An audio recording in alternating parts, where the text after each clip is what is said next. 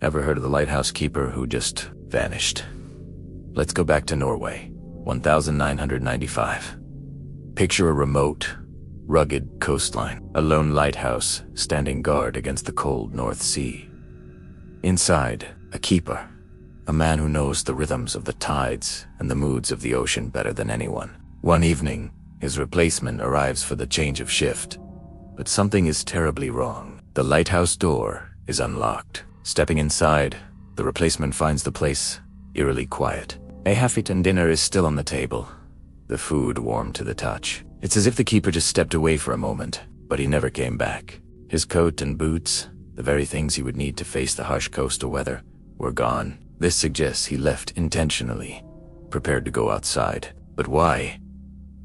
The sea that night was calm, almost like glass. There was no storm, no rogue wave that could have swept him away. Inside the lighthouse, there were no signs of a struggle, no overturned furniture, nothing out of place.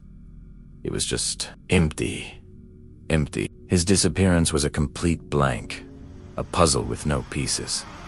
The authorities were baffled. How could a man with years of experience simply disappear from a locked-down, isolated rock? The investigation began, and that's when things got even stranger. Outside the lighthouse, right at the very edge of the jagged cliff, rescuers found a heavy metal chair. It hadn't been blown there. It had been placed there, deliberately, facing out towards the vast, dark expanse of the ocean. It was positioned as if someone had been sitting there for a long time, just watching, waiting.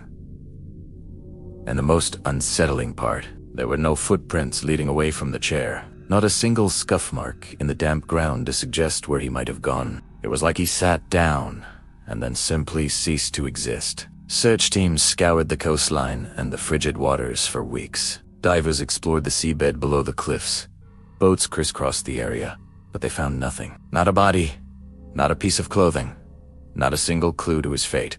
Officially, the case was ruled an accident, a tragic slip and fall, but the local fishermen and townspeople, they whisper a different story.